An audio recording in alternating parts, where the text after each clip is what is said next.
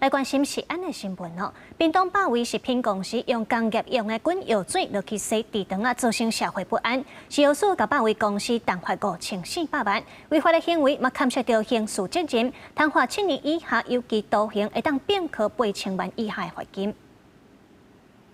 乌心都堂未起台北、桃园、高雄、屏东4个县市，造成民众不安。食药署即马要罚5400万。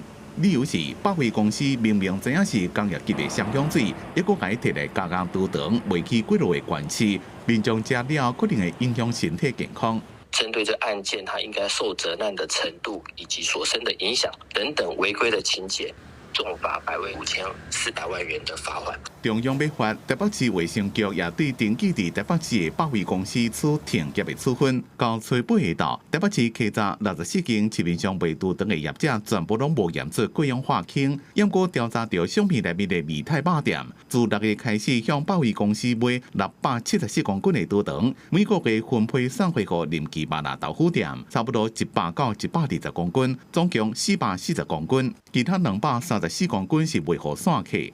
另外还有刑事的责任，可以处7年以下有期徒刑，得并科新台币8000万元以下罚金。要甲有问题的产品全部下架，也要追踪乌心都堂的流向。食药署已经调查全国577间业者，抽验产品120件，目前的检验结果104件合格，其他案件也搁伫咧检验。记者综合报道。